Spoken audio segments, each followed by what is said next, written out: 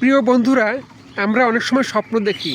সেসব স্বপ্ন অনেক সময় বাস্তবায়িত হয়, অনেক সময় হয় না। এরকম স্বপ্ন হাদিস অনুযায়ীও অনেক বিবরণ পাওয়া যায়। আমরা একটা হাদিস সম্পর্কে আলোচনা করব ইনশাআল্লাহ।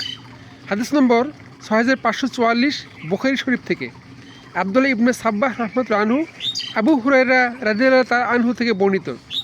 তিনি বলেন, রাসূলুল্লাহ সাল্লাল্লাহু আলাইহি ওয়াসাল্লাম বলেছেন, যখন কিয়ামত নিকটবর্তী হয়ে যাবে তখন মুমিনের স্বপ্ন খুব কমই অবাস্তবায়িত থাকবে, আর মুমিনের স্বপ্ন 46 ভাগের 1 ভাগ, আর 90 কোনো কিছুই অবাস্তব হতে পারে না।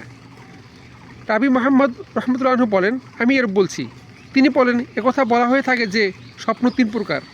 এক হচ্ছে মনের কল্পনা, 2 শয়তানের পক্ষ থেকে ভীতি প্রদর্শন, এবং 3 আল্লাহর তরফ থেকে সুসংবাদ। তাই যদি কেউ অপছন্দনীয় কিছু দেখে তবে সে যেন তা কারো কাছে বর্ণনা না করে, বরং উঠে যেন নফল নামাজ আদায় করে। রাবি বলেন, স্বপ্নে শৃঙ্খল দেখা অপছন্দনীয় মনে করা হতো এবং পায়ে বেরি দেখাকে তারা পছন্দ করতেন। বলা হতো, পায়ে বেরি দেখার ব্যাখ্যা হলো দিনের উপর অবিচল থাকা। কাতাদা, ইউনুস, হিসাম ও আবু হিলাল রহমতুল্লাহ আনহু আবু হুরায়রা সূত্রে মুহাম্মদ সাল্লাল্লাহু আলাইহি ওয়াসাল্লাম থেকে উক্ত হাদিস বর্ণনা করেছেন। আর কেউ কেউ এসবকে হাদিসের অন্তর্ভুক্ত করেছেন।